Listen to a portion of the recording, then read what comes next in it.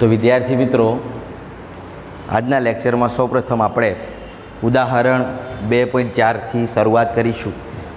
ગયા લેક્ચરમાં આપણે બે વિદ્યુતભારોના તંત્રની સ્થિતિ ઉર્જાનો અભ્યાસ કર્યો છે, તેના પરથી આ દાખલો આપણે ગણવાનો છે. તો સૌપ્રથમ ઉદાહરણ 8.4ની રકમમાં દરેક ધ્યાન આપે, પુસ્તક લઈને બેસવાનું, રકમ સમજવાની. હું સમજાવું છું, રકમ જોવાની.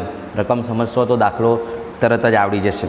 તો જુઓ રકમ શું કહે છે કે આકૃતિમાં દર્શાવ્યા મુજબ એક ચોરસ ABCD આપેલું છે અને તેના શિરોબિંદુઓ પર 4 વિદ્યુતભારો ગોઠવેલ છે. 4 વિદ્યુતભારોને ગોઠવેલ છે એનો મતલબ કે જાતે નથી ગોઠવાઈ ગયા, કંઈક બાહ્ય બળ આપીને કોઈ કાર્ય કરીને ગોઠવાયેલા છે. બરાબર છે? મતલબ કે એમના ઉપર કંઈ કાર્ય થયું છે એવું આપણને અંદાજ આવી શકે. પછી કહે છે કેસ નંબર 1, આ ગોઠવણ પ્રાપ્ત કરવા માટે જરૂરી કાર્ય શોધો. એટલે કે આ જે 4 શિરોબિંદુઓ પર બધા વિદ્યુતભારોને ગોઠવ્યા, એ ગોઠવવા માટે જરૂરી કાર્ય શોધો. તો સાહેબ આ શું કહેવા માગે છે? તો યાદ કરો સ્થિતિ ઉર્જાની વ્યાખ્યાને, કે કરવું પડતું કાર્ય એ જ સ્થિતિ ઉર્જા. એટલે કે આ જે બધા વિદ્યુતભારો છે 4, એ 4 વિદ્યુતભારો અનંતરે હશે. જેમ આપણે કાલે થિયરી જોઈ હતી, 2 વિદ્યુતભારો અનંતરે હતા, એમને લાવ્યા હતા. એમાં આ 4ને લાવવા માટે કંઈ કાર્ય કરવું પડ્યું હશે, અને એ જ કાર્ય એટલે સ્થિતિ ઉર્જા શોધવાનું કહે છે, એવું આપણને ખ્યાલ આવવું જોઈએ. એટલે રકમ એટલા માટે આપણે સમજવી પડશે કે આપણે એકચ્યુઅલીમાં શું શોધવાનું છે અહીં. બરાબર? તો પહેલા કિસ્સામાં કહે છે કે આ ગોઠવણ પ્રાપ્ત કરવા માટે જરૂરી કાર્ય શું. બીજો કિસ્સો જે છે એ પછી પહેલા કિસ્સાને સોલ્વ કરી લઈએ. તો મિત્રો, તમને આગળની થિયરી યાદ હોવી જોઈએ. જેમ 2 વિદ્યુતભારોના તંત્રમાં આપણે સ્થિતિ ઉર્જા શોધવા માટેની થિયરી જોઈ છે અને સૂત્ર મેળવ્યું હતું, અને કહ્યું હતું કે જ્યારે બાહ્ય ક્ષેત્ર હાજર ના હોય ત્યારે આ થિયરીને સોલ્વ કરી હતી. એટલે પહેલા વિદ્યુતભારને લાવવા માટે કોઈ પણ જાતનું કાર્ય નહોતા કરતા, બીજાને લાવવા માટે કાર્ય થાય, કેમ કે પહેલું હાજર છે એટલે પહેલાંની અસર જે બિંદુએ બીજાને લાવવું છે ત્યાં શોધી લેતા હતા, એટલે કે સ્થિતિમાન, અને પછી કાર્ય W = VQ પરથી શોધતા હતા. ઓકે, આ બધું તમને ખબર હશે. સ્થિતિ ઉર્જાનું સૂત્ર U = K Q1 Q2 / R12 આપણે ત્યાં મેળવી ગયા છે. U = K Q1 × Q2 / R12. આ જે સૂત્ર છે એ સ્થિતિ ઉર્જાનું સૂત્ર છે, જે આપણે મેળવી ચૂક્યા છે. લગભગ આ બધાને યાદ હશે. તો મિત્રો, ખાસ આપણે રકમના પહેલા કિસ્સાના અંદર સમજી લીધું કે આપણને અહીંયા કરવું પડતું કુલ કાર્ય આ ગોઠવણ, એટલે કે બધા વિદ્યુતભારોને 4 શિરોબિંદુ પર ગોઠવ્યા છે, તો એ ગોઠવવા માટે કરવું પડતું કુલ કાર્યનું મતલબ કે આપણને સ્થિતિ ઉર્જા શોધવાનું કહે છે. અને યાદ કરો, હું તમને કહ્યું હતું કે સ્થિતિ ઉર્જા માટે આપણે શું કરવું જરૂરી છે. તો દાખલાઓમાં MCQમાં સ્થિતિ ઉર્જા કેવી રીતના શોધવાની, તો જે કંઈ પણ તમને તંત્ર આપ્યું હોય એ તંત્રમાં આપેલા વિદ્યુતભારોની, સાંભળજો ખાસ, આપેલા વિદ્યુતભારોની શક્યતઃ કેટલી જોડો બને છે એ જોડ બનાવતા આવડવી જોઈએ, તો વિદ્યુત સ્થિતિ ઉર્જા મળશે. જેમ ધોરણ 11ના ઉદાહરણ 8.3માં આપણે એ ચોરસ જ આપેલું હતું, એવી રીતના દળ આપેલા હતા, અહીંયા વિદ્યુતભાર આપેલા છે, અને ત્યાં શક્ય કેટલી જોડો બને છે એ બધી જોડોનો સ્થિતિ ઉર્જાઓનો સરવાળો એટલે કુલ સ્થિતિ ઉર્જા ત્યાં મેળવ્યું હતું. સેમ એ જ કિસ્સો અહીં છે, સેમ. એટલે ઉદાહરણ 8.3 જોજો ખાસ, તમને તમારા ચોપડામાં, જૂના ચોપડામાં મળી જશે, અથવા તો આપણા YouTube ચેનલમાં પણ તે લેક્ચર મળી જશે. તો ત્યાંથી તમે ખાસ એટલું જોજો, જેથી તમને સ્થિતિ ઉર્જા માટેની જોડનો મહત્ત્વ ખબર પડે. તો અહીંયા આપણે દાખલાની રીતે ગણીશું. જેમ સ્થિતિ ઉર્જા માટે જોડ શોધીશું અને પછી દરેક જોડની સ્થિતિ ઉર્જાનો સરવાળો કરી કુલ સ્થિતિ ઉર્જા મળીશું. તમને રેફરન્સમાં અથવા તો NCERTમાં તમે જુઓ તો આ દાખલો થિયરીની માફક ગણેલો છે. એટલે કે જેમ આપણે 2 વિદ્યુતભારોના તંત્રની થિયરી જોઈ, 3 વિદ્યુતભારોના તંત્રની થિયરી જોઈ, એમ અહીંયા 4 વિદ્યુતભારોના તંત્રની થિયરી સ્વરૂપે લખેલું છે. પણ આપણે હવે થિયરી આવડી ગઈ છે, 2 વિદ્યુતભારો 3 વિદ્યુતભારો હોય તો શું થાય, આપણે N વિદ્યુતભારો સુધીની વાત કરી લીધી છે. તો હવે આપણે એવી રીતના દાખલાને ગણીએ કે જેથી MCQ નાના મોટા દાખલાઓને ન્યાય આપી શકીએ. તો મિત્રો, પહેલાં રકમ જે કે છે એ પ્રમાણે ચાલીએ. તો તમારે રકમ તમારા સમક્ષ જ રાખવાની છે. ઉદાહરણ 2.4ના અંદર તમને એક ચોરસ આપ્યું છે, તો પહેલાં આપણે ચોરસ દોરી દઈશું. જે કહ્યું છે એ પ્રમાણે કરતા જાઓ, એટલે રકમ પણ સમજાતી જાય અને આગળ શું કરવાનું છે એ ખ્યાલ આવતું જાય. તો આપણને એક ચોરસ આપ્યું છે, અને આ ચોરસના 4 શિરોબિંદુ હોય, એ 4 શિરોબિંદુના નામ આપી દીધા છે ABCD.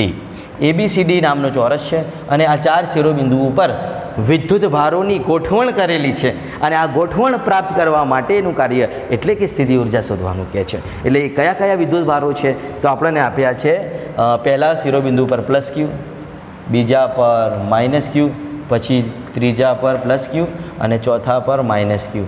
આમ 4 વિદ્યુત ભારોથી બનેલું આ તંત્ર છે અને એનો માટેનું કુલ કાર્ય એટલે કે સ્થિતિ ઉર્જા આપણે જાતે સમજ્યા છે કે આ સ્થિતિ ઉર્જા છે. બાકી રકમમાં કોઈ બાજુ સ્થિતિ ઉર્જા શબ્દ નથી વાપરેલો, આપણે સમજવું પડશે.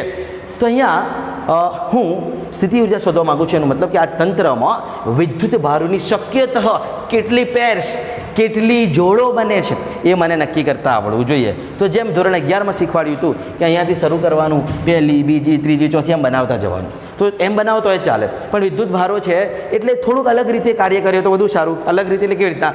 સજાતીયની અલગ જોડો બનાવો ને વિજાતીયની અલગ જોડો બનાવો એટલે સરળ થઈ જાય. સરળ થઈ જાય. તો હું શું કરીશ, પહેલાં વિજાતીયની જોડો નક્કી કરી લઈશ. વિજાતીય એટલે એક ધન અને એક ઋણની, એક ધન અને એક ઋણની કેટલી જોડો બને છે તો ખાસ સમજો. ધન અને ઋણની આ એક જોડ કહેવાય. પછી આ પણ જુઓ એક ધન અને એક ઋણ છે, આ બીજી જોડ કહેવાય. આ પણ એક ધન અને એક ઋણ છે, આ ત્રીજી જોડ કહેવાય. આ પણ એક ધન અને ઋણ છે એટલે આ ચોથી જોડ કહેવાય. એના સિવાય કોઈ જોડ નહીં બને, જોઈ લો ધન અને ઋણની. એના સિવાય કોઈ પણ જોડ નહીં બને, કોઈ પણ પેર નહીં બને વિજાતીય વિદ્યુત ભારોની. આ 4 જ છે, 4 જ બનશે. જોઈ લો બને છે? કોઈ પણ નહીં બને. બોલો બને છે? નહીં બને. તો મિત્રો આ 4 વિજાતીય વિદ્યુત ભારોની જોડો બની. હવે સજાતીય વિદ્યુત ભારોની જોડો કેવી રીતના બનાવવાની? તો સજાતીય એટલે કે ધન અને ધન, ઋણ અને ઋણ, અને તમે જોઈ શકો છો એ વિકર્ણો પરના શિરોબિંદુઓ પર છે. તો આપણે જે વિકર્ણો દોરીશું, ખાસ સમજો કે જે વિકર્ણો હોય, આ માની લો કે પહેલો વિકર્ણ આપણે દોરી રહ્યા છીએ. આ વિકર્ણ, તો વિકર્ણના શિરોબિંદુઓ પર રહેલા 2 ધન અને અહીંયા દોરીએ તો 2 ઋણ. આમ કુલ ટોટલ આપણને બીજી 2 જોડો બને જે સજાતીય વિદ્યુત ભારોની જોડો કહેવાય. અને આ જે છેદન બિંદુ છે વિકર્ણોનું એ કેન્દ્ર કહેવાય. તો મિત્રો કુલ ટોટલ વિકર્ણો માટે પણ 2 જોડો બની. આ પહેલી જોડ અને આ બીજી જોડ વિકર્ણો માટે, એટલે કે સજાતીય વિદ્યુત ભારો માટે. એટલે કુલ આખા તંત્રમાં કેટલી જોડો થઈ? તો આ 4 આજુબાજુની જે બાજુઓ છે સમાન લંબાઈની ચોરસની, તે વિજાતીય વિદ્યુત ભારો ધરાવતી બાજુઓની, અને 2 સજાતીય વિદ્યુત ભારો માટેના વિકર્ણો. એટલે કુલ ટોટલ 6 જોડો બને છે. સમયસર જોઈન થાવ, બરાબર છે?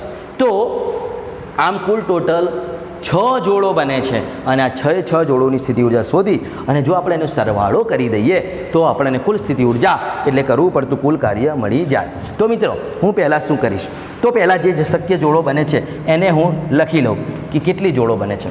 તો સજાતીય વિદ્યુત ભારો, સજાતીય વિદ્યુત ભારો એટલે જેને આપણે કહીએ છીએ પ્લસ એન્ડ માઇનસ. સોરી, સજાતીય છે એટલે કે આપણે પ્લસ એન્ડ પ્લસ કહેવું પડશે અને minus and minus, plus and plus અથવા માઇનસ એન્ડ માઇનસ. તો સજાતીય વિદ્યુત ભારોની જોડો માટે કેટલી જોડો છે કુલ ટોટલ? તો 2 જોડો છે. તો સજાતીય વિદ્યુત ભારો એટલે કે પ્લસ એન્ડ પ્લસ અથવા તો માઇનસ એન્ડ માઇનસની કુલ કેટલી જોડો છે? તો કે 2 જોડો છે. કુલ સજાતીય વિદ્યુત ભારોની કુલ 2 જોડો છે. ઓકે.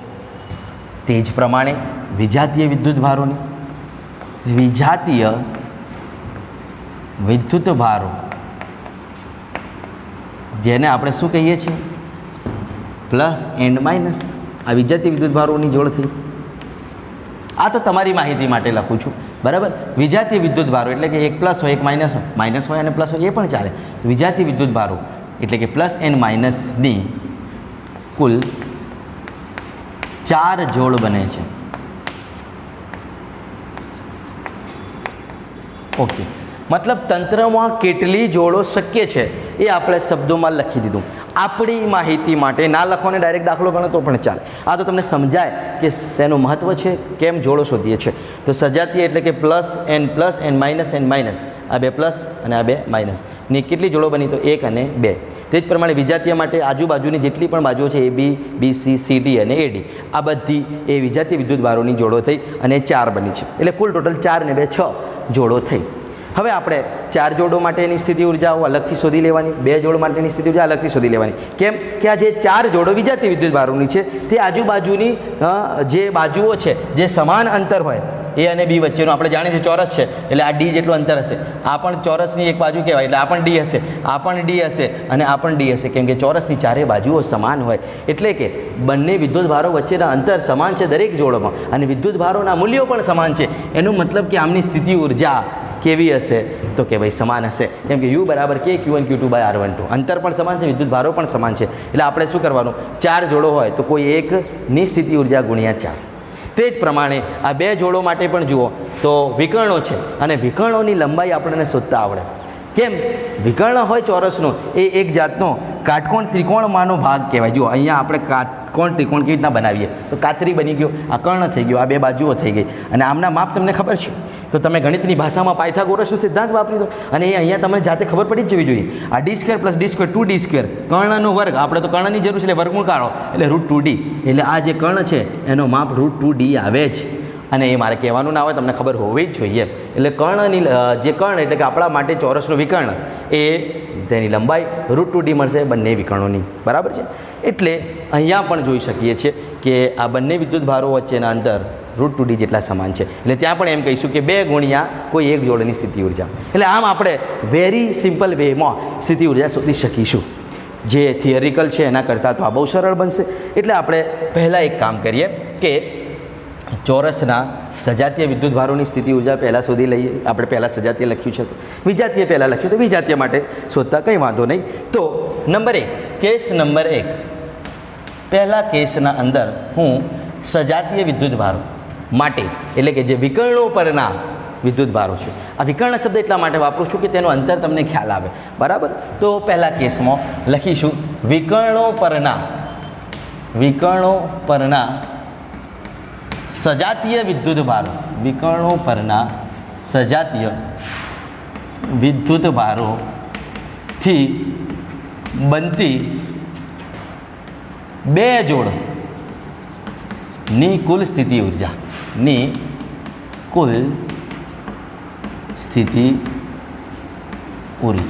ઓકે. તો વિકર્ણો પરના સજાતીય વિદ્યુત ભારોથી બનતી જે 2 જોડો છે એ 2 જોડોની કુલ સ્થિતિ ઉર્જા હું કેવી રીતના શોધી શકું તો લખી શકું. પહેલો કેસ છે એટલે એને હું નામ આપી દઉં U1 = કુલ ટોટલ કેટલી જોડો છે તો કે 2. તો 2 ગુણ્યા કોઈ એક જોડની સ્થિતિ ઉર્જા, કેમ કે આપણે જાણીએ છીએ વિદ્યુત ભારોના મૂલ્યો સમાન છે, વિદ્યુત ભારો વચ્ચેના અંતર સમાન છે, બરાબર છે. તો આપણે 2 ગુણ્યા વિદ્યુત સ્થિતિ ઉર્જાનું સૂત્ર શું છે ભાઈ? 2 વિદ્યુત ભારોના તંત્ર માટે તો કે Q1 Q2 બાય R12. બસ એ સૂત્ર જ વાપરવાનો છે. તો 2 ગુણ્યા સૂત્ર વાપરી દઈએ કે Q1 × Q2. તમે ડાયરેક્ટ એની કિંમત પણ મૂકી શકો તો તમને સમજાવવા માટે હું પહેલાં દરેક વેલ્યુઝ સૂત્ર પ્રમાણે મૂકું છું. તો 2 ગુણ્યા કે Q1 Q2 બાય R12. તો ચલો હવે હું કિંમત મૂકું તો માટે U1 = 2 ગુણ્યા Q1 અને Q2 શું થશે તો જુઓ, પહેલી જોડ માટે માઇનસ ઇન્ટુ માઇનસ એટલે પ્લસ જ થઈ જવાનું, બીજી જોડ માટે મૂકું તો પ્લસ અને પ્લસ એ પણ પ્લસ જ થઈ જવાનું. એટલે મારે અહીંયા ચિહ્નોની કોઈ પણ માયાજાળ કરવાની જરૂર નથી, હું ડાયરેક્ટ જ લખી દઉં તો કે Q × Q, અથવા તો તમારે +or - Q લખવું હોય તો એ ચાલે, તમારી ઈચ્છા. છેદમાં R12 એટલે કે અંતર. કેટલો અંતર છે તો કે 2 વિદ્યુત ભારો વચ્ચે √2d, અહીંયા પર √2d હશે. કોના સિદ્ધાંત મુજબ? પાયથાગોરસ. આ કાટકોણ ત્રિકોણ બને ના કર્ણ બને, આ બંને બાજુનો માપ આપણને ખબર છે. તો થઈ જશે √2d. આને સામાન્ય સ્વરૂપે લખી દો તો U1 = કે Q × Q એટલે Q², આ 2 અને √2 એટલે કે અહીંયા શું વધે √2. તમે જાણો છો ને કે 2 હોય તો √2 × √2 લખાય, એટલે આ કોઈ નવાઈની વસ્તુ છે નહીં. આવી રીતના 2 છે તો 2 ને હું √2 × √2 લખી શકું. તો √2માંથી એક √2 જતો રહે, √2માંથી એક √2 જતો રહે, બરાબર છે. તો આવી રીતના એક √2 ઉપર વધશે એટલે આપણે લખી શકીએ √2 કે Q² બાય તે બંને વચ્ચેનું અંતરમાંથી વધેલો સ્મોલ d. આ થઈ ગયો સમીકરણ નંબર 1, જે વિકર્ણો પરના વિદ્યુત ભારોના લીધે મળતી કુલ 2 જોડોની કુલ સ્થિતિ ઉર્જા છે. એટલે સજાતીય વિદ્યુત ભારો માટેની કુલ સ્થિતિ ઉર્જા તેને આપણે કહી શકીએ. હવે વિજાતીય વિદ્યુત ભારો માટેની જે 4 જોડ બને છે પ્લસ એન્ડ માઇનસની, એની વાત કરી લઈએ તો એને કહીશું કેસ નંબર 2. આ શું હતો તો કે કેસ નંબર 1 હતો. તે જ પ્રમાણે હવે વાત કરીશું કેસ નંબર 2ની. ઓકે, કેસ નંબર 2માં શું છે? તો કેસ નંબર 2માં આપણે વિજાતીય વિદ્યુતભારો plus minus, minus plus, plus minus અને માઇનસ પ્લસ, આ વિજાતીય વિદ્યુતભારોથી બનતી જેટલી જોડ છે તો કે 4 જોડો છે અને 4 જોડની કુલ સ્થિતિ ઉર્જા. તો લખીશું કે વિજાતીય વિદ્યુતભારો થી બનતી કોના જેવી? તો એબી જેવી બધી બાજુઓ હોય તો બનતી એબી જેવી કુલ 4 જોડોની સ્થિતિ ઉર્જા, કુલ 4 જોડોની કુલ સ્થિતિ ઉર્જા, કુલ સ્થિતિ ઉર્જા. જુઓ અહીંયા એબી જેવી જોડો વાપરવાનો મતલબ અંતર ખબર પડે એટલા માટે, વિકર્ણ વાપરવાનું મતલબ અંતર ખબર પડે એટલા માટે શબ્દ વાપરું છું કે જ્યારે વાંચો તો તમને ખબર પડે કે અંતર કેમ લખ્યું છે. તો વિકર્ણ છે એટલે વિકર્ણનું અંતર, અને એબી જેવી જોડો છે એટલે કે આ જે ચોરસની બાજુઓ છે એના પર રહેલા વિદ્યુતભારો માટેની વાત છે. તો વિજાતીય વિદ્યુતભારોથી બનતી એબી જેવી કુલ 4 જોડો છે. આપણે એની ડિટેલ આગળ લખી એટલા માટે જ લીધી છે. તો હવે એની કુલ સ્થિતિ ઉર્જા શોધીશું. તો સમજો શું કરીશું? તો જેમ આગળ આપણે આ સજાતીય વિદ્યુતભારો માટે કર્યું એમ 4 ગુણ્યા કોઈ એક જોડની સ્થિતિ ઉર્જા. કેમ કે અહીંયા પણ જો બધા જ વિદ્યુતભારોના અંતર કેવા છે? ડી જેટલા સમાન, પ્લસ ક્યુ માઇનસ ક્યુ પ્લસ ક્યુ માઇનસ ક્યુ મૂલ્યની દ્રષ્ટિએ સમાન છે. તો આપણે લખી શકીએ કે U2, આ બીજો કેસ છે ને એટલે આપણે એને U2 કહીએ. U2 ઇઝ ઇક્વલ ટુ શું લખી શકીશું? તો 4 ગુણ્યા કોઈ એકની સ્થિતિ ઉર્જા. તો 4 ગુણ્યા, હવે હું ડાયરેક્ટ કિંમત મૂકું છું કેમ કે સૂત્ર તો હવે તમને ખ્યાલ છે. તો 4 ગુણ્યા કે Q1 Q2 બાય R12માં હું કિંમત મૂકું તો કેનો કે Q1ની જગ્યા પર પ્લસ ક્યુ લખવું પડે અને Q2ની જગ્યા પર માઇનસ ક્યુ લખવું પડે. તો પ્લસ ક્યુ ઇન્ટુ માઇનસ ક્યુ છેદમાં અંતર કેટલું છે બંને વિદ્યુતભારો વચ્ચેનું? તો ડી ડી ડી. તો R12ની જગ્યા પર આવશે ડી, R12ની જગ્યા પર આવશે ડી. તો આવી રીતના આપણે કુલ ટોટલ 4 જોડોની સ્થિતિ ઉર્જા સરળતાથી મેળવી શકશું. જેમ અહીંયા આપણે જો Q1 ઇન્ટુ Q2ની જગ્યા પર Q ઇન્ટુ Q કેમ લખી દીધું હતું? તો 2 પ્લસ લો તો એ પ્લસ થાય, 2 માઇનસ લો તો એ પ્લસ થાય, પણ અહીંયા એક પ્લસ અને એક માઇનસ છે એટલે પ્લસ એન્ડ માઇનસ માઇનસ થશે. એટલા માટે આપણે ચિહ્નો દર્શાવવા પડ્યા. માટે U2 બરાબર આપણે લખી શકીએ 4k Q into Q square by D, પરંતુ પ્લસ માઇનસ માઇનસ જે આગળ લખી દેવાનું પહેલથી જ. તો 4k Q ઇન્ટુ Qનો Q સ્ક્વેર અને છેદમાં વધે ડી. સમીકરણ નંબર આવ્યો આ 1 હતું ને આ 2. ઓકે, તો આ મળી તમને 4 વિજાતીય જોડો, વિજાતીય વિદ્યુતભારોની જોડો જે ચોરસની 4 બાજુઓથી બને છે તેમની સ્થિતિ ઉર્જા. તો હવે લગભગ આપણે બધા જ કુલ તંત્ર માટેની જેટલી પણ જોડો હતી એની શક્યતા બધી જ જોડો વિચારી અને એની સ્થિતિ ઉર્જાઓ શોધી લીધી 2 કેસમાં. હવે કુલ સ્થિતિ ઉર્જા એટલે U1 અને U2નો સરવાળો કરીશું એટલે આખા તંત્રની સ્થિતિ ઉર્જા મળી જશે. અને એ જ કરવું પડતું કાર્ય હોય. આપણે આગળ થિયરીઓમાં એમ લખતા હતા કે સ્થિતિ ઉર્જા એ જ કરવું પડતું કાર્ય, એટલે અહીંયા વિરુદ્ધ કરવું પડતું કાર્ય એ જ સ્થિતિ ઉર્જા. એટલે આપણે સ્થિતિ ઉર્જા શોધીએ એ જ કરવું પડતું કાર્ય કહેવાય. તો લખી શકીએ હવે કરવું પડતું કાર્ય તો સ્થિતિ ઉર્જા હોય, કરવું પડતું કાર્ય એ જ સ્થિતિ ઉર્જા, એ જ સ્થિતિ ઉર્જા. આ કોન્સેપ્ટથી આપણે કુલ સ્થિતિ ઉર્જા મેળવીશું. એ જ આપણને માંગેલા કરવા પડતા કાર્યનું મૂલ્ય છે. માટે આપણે લખી શકીએ કુલ સ્થિતિ ઉર્જા ઇઝ ઇક્વલ ટુ, કુલ સ્થિતિ ઉર્જા is equal to U1 plus U2, U1 plus U2. તો મને કુલ સ્થિતિ ઉર્જા એટલે કરવું પડતું કાર્ય મળી જશે. U1ની જગ્યા પર આપણે કિંમત મૂકીશું. શું કિંમત મળી હતી? √2k Q square by D, અને પેલાની જગ્યા પર જુઓ અહીં લખીશું આપણે √2k Q square by small d, અને U2ની જગ્યા પર લખીશું પ્લસનું થઈ જશે માઇનસ, તો minus 4k Q square by small d. કેમ કે અહીં માઇનસ છે. તમે U1 પ્લસ U2 લખો કે U2 પ્લસ U1 લખો એનાથી કોઈ ફરક પડતો નથી. તો મિત્રો આપણે શું કરીશું હવે? તો જે પ્રમાણે આપણને જવાબ આપ્યો છે એ પ્રમાણે લાવવાનો પ્રયત્ન કરીએ. તો અહીંથી જે કોમન નીકળે છે એ કાઢીએ. તો આપણે એક કામ કરીએ, આપણે કે ક્યુ સ્ક્વેર અને છેદમાં ડી છે, કે ક્યુ સ્ક્વેર અને છેદમાં ડી છે, એને સંપૂર્ણ કોમન કાઢી લઈએ. તો જવાબ મળશે તમને K Q square by small D. Okay, હવે તેની સાથે સાથે એક વધારાનું કાર્ય હું એમ કરું કે માઇનસ પણ કોમન કાઢી લઉં, કેમ કે આપણને જે પ્રમાણે એનસીઆરટીમાં જવાબ આપેલું છે એ પ્રમાણે આપણે લાવીએ. તો જો હું u2 પ્લસ u1 કરતો તો પણ આ જ કરતો, minus K Q square by D કરી શકું. u1 પ્લસ u2 કરો તો બરાબર. તો minus K Q square by D common કાઢીએ તો કૌંસમાં શું વધશે? જોજો, આ પ્લસ હતો એ માઇનસ થઈ ગયું, માઇનસ હતો એ પ્લસ થઈ ગયું, એટલે જે પ્લસ હોય એને આગળ રાખવાનું 4 અને માઇનસ √2, કેમ કે આપણા એનસીઆરટીમાં આવો જવાબ આપ્યો છે, minus K Q square by D into 4 minus √2.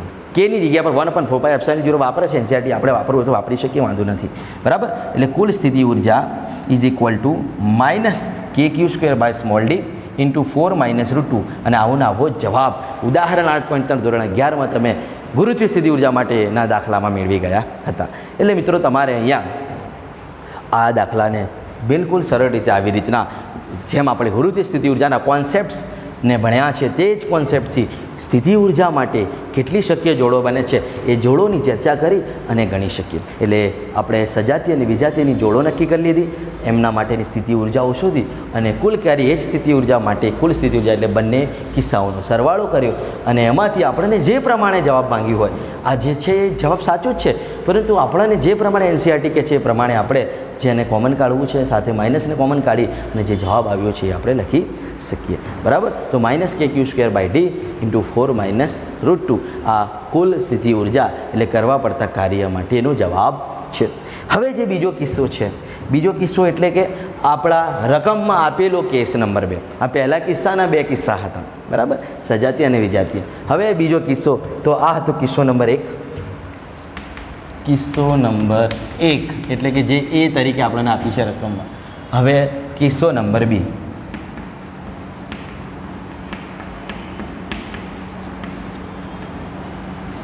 Okay, ચાલો કિસ્સો નંબર 2 તમને રકમ શું કહે છે? તો બધા જ બીજા કિસ્સાની રકમ જોશું.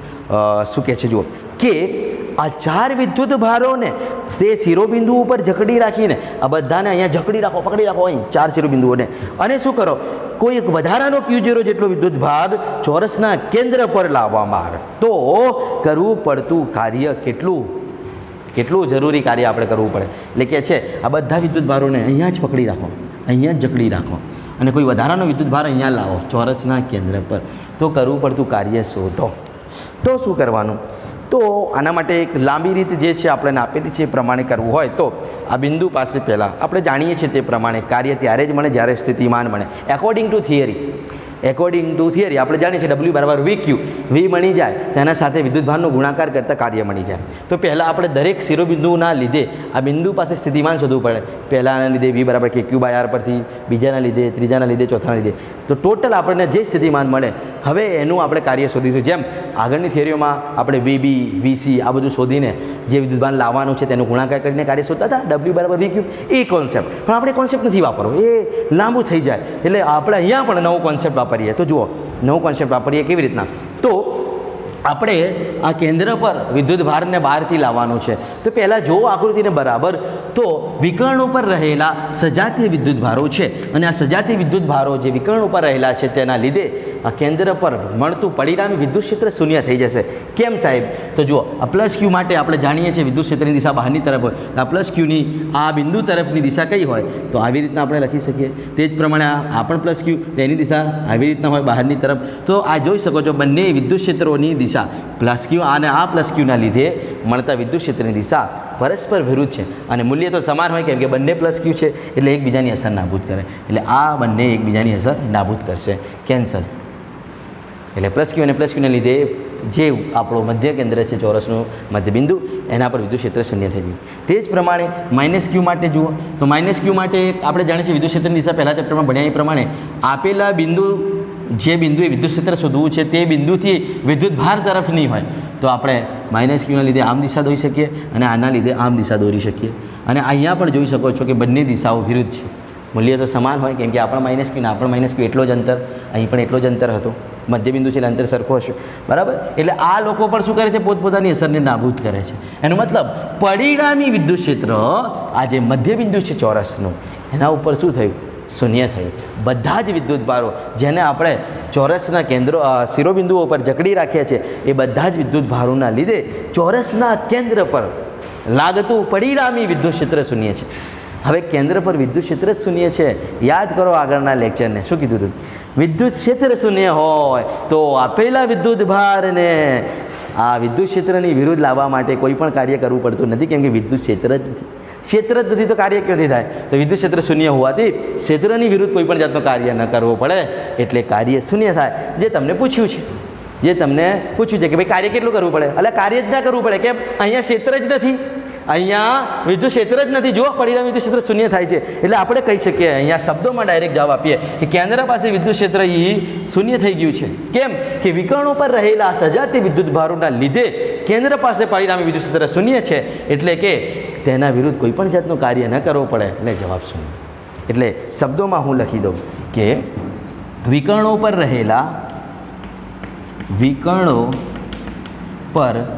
રહેલા સજાતીય વિદ્યુત ભારો ના લીધે મધ્યબિંદુ પાસે પરિણામી વિદ્યુત ક્ષેત્ર શૂન્ય થાય માટે ક્ષેત્રની વિરુદ્ધ કોઈ પણ જાતનું કાર્ય કરવું પડે નહીં. માટે ક્ષેત્રની વિરુદ્ધ કોઈ કાર્ય કરવું પડતું નથી. કોઈ કાર્ય કરવું પડતું નથી. એટલે કહી શકીએ કે કરવું પડતું કાર્ય W = 0. આ બીજા કિસ્સાનો જવાબ, કે આપણે કાર્ય 0 કરવું પડે, કોઈ કાર્ય ના કરવું પડે. અને એ તમને આપણે આગળની થિયરીઓમાં ભણેલી રીતથી પણ મળે કે વિદ્યુત સ્થિતિમાન આ દરેકના શોધી લો, પ્લસ ક્યુનું, આ પ્લસ ક્યુનું, આ માઇનસ ક્યુનું, આ માઇનસ ક્યુનું, તો પરિણામી વિદ્યુત સ્થિતિમાન શૂન્ય મળશે, એટલે કાર્ય શૂન્ય મળશે. લાસ્ટ લેક્ચરમાં સમસ્થિતિમાન પૃષ્ઠો માટેનો જે દાખલો ગણ્યો હતો, તેના અંદરમાં પણ તમે યાદ કરો, એક પ્લસ ક્યુ ને એક માઇનસ ક્યુ હતો, તો પરિણામી વિદ્યુત સ્થિતિમાન શૂન્ય મળતું હતું. એવો ને એવો જ અહીંયા કિસ્સો વિચારી શકો તમે. એટલે દરેક જે વસ્તુઓ છે એ એકબીજા સાથે કંઈક ને કંઈક રીતે મળતી જોડતી આવે છે. એટલે તમારે જો આગળના લેક્ચરોના કન્સેપ્ટ ક્લિયર હશે તો લગભગ તમને કોઈ વાંધો નહીં આવે. તો આ જે કોન્સેપ્ટ છે એ આપણે પહેલા ચેપ્ટરથી ભણતા આવ્યા છીએ કે પરિણામી વિદ્યુત ક્ષેત્ર શૂન્ય થાય એનો મતલબ કે કોઈ પણ જાતનો અંદર વિદ્યુત ભાર નથી, અને આપણે બહારથી કોઈ વિદ્યુત ભારને લાવીએ તો વિદ્યુત સ્થિતિમાનની વ્યાખ્યા પ્રમાણે, સ્થિતિ ઉર્જાની વ્યાખ્યા પ્રમાણે આપણે કહી શકીએ કે જો સ્થિતિમાન જ નથી, એ વિદ્યુત ક્ષેત્ર જ નથી, તો આપણે એના વિરુદ્ધ કોઈ પણ જાતનું કાર્ય કરવું પડે જ નહીં. અને કોઈ પણ જાતનું કાર્ય કરવું ન પડે એટલે કે કાર્ય શૂન્ય હોય. અને તમને જે માંગ્યું હતું એ જવાબ થયો કે કેટલું કાર્ય કરવું પડશે, તો ભાઈ કાર્ય જ નહીં કરવું પડે ને. એટલે આવી રીતના તમે શબ્દોમાં પણ બીજા કિસ્સાને સરળતાથી જવાબમાં લખી શકો છો. અને જો તમારે ગણતરી બતાવવી હોય તો જે પ્રમાણે તમને NCERTમાં આપેલી છે એ પ્રમાણે પહેલાં સ્થિતિમાનનું શોધી લો, કુલ સ્થિતિમાન મળી જાય, અને પછી according to theory W = VQ, એટલે કુલ સ્થિતિમાન ગુણ્યા આપેલો વિદ્યુતભાર Q0. સ્થિતિમાન જ શૂન્ય છે એટલે કાર્ય શૂન્ય થશે. એવી રીતના પણ તમે ગણી શકો છો, તમારી ઈચ્છા છે. તો આ હતો તમારું ઉદાહરણ 2.4 જે પરીક્ષાલક્ષી છે. દરેક વિદ્યાર્થી તેનું સ્ક્રીનશોટ લઈ લે. તો નેક્સ્ટ મિત્રો આપણે વાત કરવાની છે બાહ્ય ક્ષેત્રમાં એકલ વિદ્યુત ભારના લીધે વિદ્યુત સ્થિતિ ઉર્જા. તો પ્રશ્નને ન્યાય આપીએ. બાહ્ય વિદ્યુત ક્ષેત્રમાં અથવા તો બાહ્ય ક્ષેત્રમાં એકલ વિદ્યુત ભાર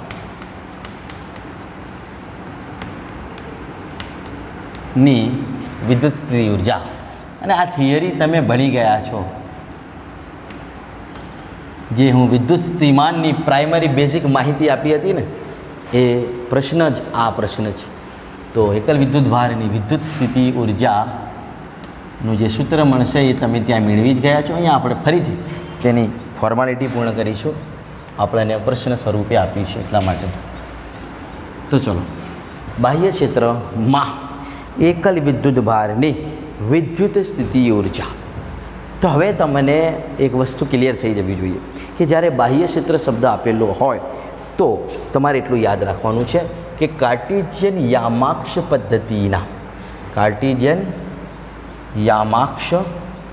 પદ્ધતિના આ ઉગમ બિંદુ પર આપણે ચોક્કસ કોઈ એક સ્ત્રોત વિદ્યુત ભારને વિચારવો પડશે કે જેનું બાહ્ય ક્ષેત્ર અહીંયા હાજર હોય. કેમ કે બાહ્ય ક્ષેત્રનો મતલબ જ એ હોય છે કોઈ બાહ્ય ક્ષેત્ર પહેલથી હાજર હોવો જોઈએ. તો આ બાહ્ય ક્ષેત્રમાં કોઈ એકલ વિદ્યુત ભાર એટલે કે અનંત અંતરે કોઈ એક વિદ્યુત ભાર છે. અહીંયા માની લો કે અનંત અંતર છે, આ અનંત અંતર છે અને અનંત અંતરે કોઈ એક વિદ્યુત ભાર છે અહીંયા ક્યુ. કોઈ એક વિદ્યુત ભાર છે ક્યુ અને આ વિદ્યુત ભારની સ્થિતિ ઉર્જા શોધવી છે. કેવી રીતના શોધીશું? તો આપણે આ કન્સેપ્ટ જાણીએ છીએ કે સ્થિતિ ઉર્જા એટલે તમને યાદ રાખવાનું કીધું છે. એક જ શબ્દ યાદ રાખો, કરવું પડતું કાર્ય. અને એને સ્થિતિ ઉર્જા કહેતા હતા. તમને તમારો મગજ પ્રશ્ન કરશે કરવું પડતું કાર્ય ક્યાં? તો તમે કહેશો વિદ્યુત ક્ષેત્રની વિરુદ્ધ કરવું પડતું કાર્ય. તો કેવી રીતના, કોના પર, કેમ, આ બધા જ પ્રશ્નો તમને એનો જવાબ આપી જશે વિદ્યુત સ્થિતિ ઉર્જાની વ્યાખ્યાનો. તો કરવું પડતું કાર્ય જેને આપણે કહેતા હતા W બરાબર VQ, આ છે ને એ મેઇન સૂત્ર છે જેના ઉપરથી આગળના આપણે થિયરીઓમાં કાર્યના સૂત્રો મેળવ્યા હતા. તો જો કરવું પડતું કાર્ય એટલે કે સ્થિતિ ઉર્જા મેળવવી હોય તો તમને સ્થિતિમાન ખબર હોવી જોઈએ. અને વિદ્યુત ભાર તો જે લાવવાનું છે તે જ છે. તો સ્થિતિમાન પહેલાં ખબર હોવી જોઈએ. તો સ્થિતિમાન શું છે? તો વિદ્યુત સ્થિતિમાનની વ્યાખ્યા આપણે જાણીએ છીએ. શું જાણીએ છીએ વિદ્યુત સ્થિતિમાનની વ્યાખ્યા? તો આપેલ વિદ્યુત ભારના વિદ્યુત ક્ષેત્રમાં, આ કોઈ આપેલો વિદ્યુત ભાર છે અને તેના વિદ્યુત ક્ષેત્રમાં કોઈ બિંદુ અહીંયા આપણે પસંદ કરી લેતા હતા P. આ P બિંદુ ધારો કે R સ્થાન સદિશ જેટલા બિંદુએ છે, R સ્થાન સદિશ જેટલા અંતરે છે. તો આ કોઈ P બિંદુ પાસે અનંત અંતરેથી, આ અનંત અંતરે રહેલો કોઈ વિદ્યુત ભાર છે જેને આપણે અનંત અંતરે પસંદ કરી લીધો છે, બરાબર? તો અનંત અંતર છે આ. તો વિદ્યુત ક્ષેત્રમાંના કોઈ બિંદુ P પાસે અનંત અંતરેથી આ કોઈ વિદ્યુત ભાર જે આપેલો છે, ધારી લો કે તે એકમ વિદ્યુત ભાર છે. આ એકમ વિદ્યુત ભારને ક્ષેત્રની વિરુદ્ધ લાવવા, આવી રીતના ક્ષેત્રની વિરુદ્ધ લાવવા, આ ક્ષેત્રની દિશા છે, એ સદિશ આ ક્ષેત્રની દિશા છે અને ક્ષેત્રની વિરુદ્ધ આપણે લાવી રહ્યા છે આ વિદ્યુત ભારને, એકમ વિદ્યુત ભારને. એ લાવવા માટે કરવું પડતું કાર્ય જેને આપણે વિદ્યુત સ્થિતિમાન કહેતા હતા. એકમ વિદ્યુત ભારને લાવવા માટે કરવું પડતું કાર્ય જેને શું કહેતા હતા? વિદ્યુત સ્થિતિમાન. આ વિદ્યુત સ્થિતિમાનની વ્યાખ્યા પરથી આપણે અહીંયા વિદ્યુત સ્થિતિ ઉર્જા મેળવીશું આ એકલ વિદ્યુત ભારની. કેમ કે વિદ્યુત સ્થિતિમાન ખબર હશે તો ચોક્કસ કરવું પડતું કાર્ય મળી જશે અને એ જ સ્થિતિ ઉર્જા હશે. તો વિદ્યુત સ્થિતિમાનની વ્યાખ્યા આપણે જાણતા હતા. આ થિયરી આપણે આગળ ભણી ગયા છે, એ જ થિયરી છે. સમજો, વિદ્યુત સ્થિતિમાનની બેઝિક માહિતીમાં આપણે કીધું હતું કે વિદ્યુત સ્થિતિમાન ઇઝ એકચ્યુઅલી એકમ વિદ્યુત ભાર પર કરવું પડતું કાર્ય છે. એટલે કે જે એકમ છે તેને આપણે છેદમાં લખતા હતા. તો એકમ વિદ્યુત ભાર અને કરવું પડતું કાર્ય ઉપર લખતા હતા, કરવું પડતું કાર્ય. ઓકે, તો આ વિદ્યુત સ્થિતિમાનનું સૂત્ર તૈયાર થઈ ગયું. એના ઉપરથી લખી શકીએ V = W/Q. ઓકે, તો અહીંયા તમે કહેશો કે સાહેબ સ્થિતિ ઉર્જા કેવી રીતે સાબિત કરીશું? તો તમને શું યાદ રાખવાનું કહ્યું? કરવું પડતું કાર્ય એ જ સ્થિતિ ઉર્જા. તો આ કાર્યને સૂત્રનું કરતા બનાવી લો. આ કરવું પડતું કાર્ય અને એ વિદ્યુત સ્થિતિમાન અને વિદ્યુત ભારનો ગુણાકાર છે, એ જ સ્થિતિ ઉર્જા છે. આપણે જાણીએ છીએ કરવું પડતું કાર્ય એ જ સ્થિતિ ઉર્જા. તો આપણે કહી શકીએ કે આ કાર્ય જ સ્થિતિ ઉર્જા છે. તો કરવું પડતું કાર્ય એ જ સ્થિતિ ઉર્જા કહેવાય. કરવું પડતું કાર્ય એ જ સ્થિતિ ઉર્જા કહેવાય. એ જ સ્થિતિ ઉર્જા એટલે આપણે કહી શકીએ U એ જ W અને એ છે VQ. એટલે આ જે સૂત્ર તમને મળ્યું છે એ સ્થિતિ ઉર્જાનું સૂત્ર આગળ પણ એવું ને એવું આપણે મેળવી ચૂક્યા છીએ, એ તમને યાદ હશે. તો U = W = V × Q. આ જ્યાં V છે એ શું છે? તો P બિંદુ પાસેનું સ્થિતિમાન. આ P બિંદુ પાસે કેટલો સ્થિતિમાન હતો? તો V of R સદિશ, R સ્થાન સદિશ ધરાવતા બિંદુનું આપણે વિદ્યુત સ્થિતિમાન V ઓફ R સદીશ લખી શકીએ.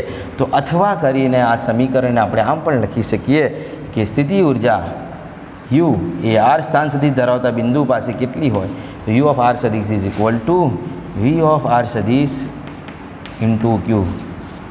આ સૂત્ર આપણે આગળ આમ કહ્યું હતું કે જ્યારે વિદ્યુત સ્થિતિમાન જાણતા હોઈએ જે તે બિંદુ પાસેનું તો આપેલા વિદ્યુતભારના ગુણાકારથી સ્થિતિ ઉર્જા મળી જાય, અને જો સ્થિતિ ઉર્જા જાણતા હોઈએ તો આપેલા વિદ્યુતભારના ભાગાકારથી વિદ્યુત સ્થિતિમાન બની જાય. આવી રીતના પણ આપણે સમજી ગયા છે. તો આ વસ્તુને શબ્દોમાં પણ લખ્યું હોય તો લખી શકીએ. તો શબ્દોમાં કેવી રીતના લખી શકીએ તો આમ લખી શકીએ, વિદ્યુત સ્થિતિ ઉર્જા એટલે આ બાહ્ય ક્ષેત્રનું વિદ્યુત સ્થિતિમાન છે અને આ વિદ્યુતભાર છે, એટલે લખી શકીએ વિદ્યુતભાર ગુણ્યા બાહ્ય ક્ષેત્રમાં વિદ્યુત સ્થિતિમાન. વાર્તા પૂરી. તો આપણે લખી શકીએ શબ્દોમાં વિદ્યુત સ્થિતિ ઉર્જા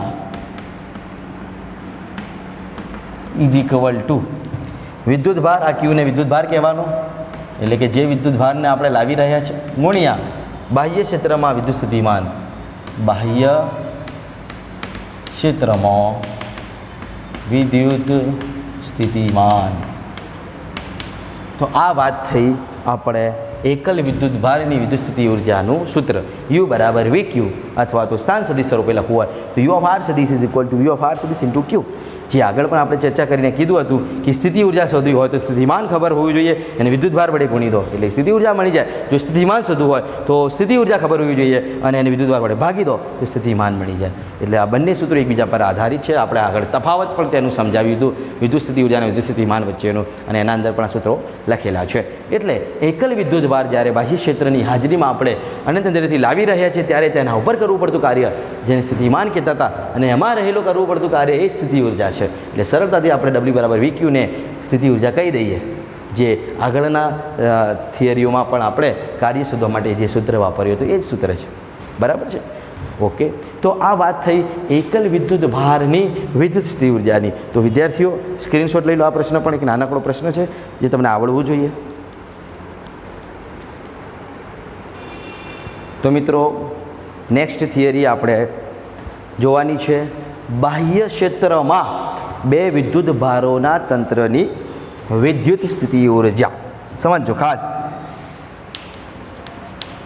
લાસ્ટ લેક્ચરમાં આપણે બે વિદ્યુત ભારોના તંત્રની સ્થિતિ ઉર્જા મેળવી ચૂક્યા. U બરાબર K Q1 Q2 by R12, પણ એ બાહ્ય ક્ષેત્ર વિના મેળવી હતી. આજે આપણે એ જ સ્થિતિ ઉર્જા બાહ્ય ક્ષેત્રમાં મેળવવાની છે. તો બાહ્ય ક્ષેત્રમાં બે વિદ્યુત ભારોના તંત્રની વિદ્યુત સ્થિતિ ઉર્જા.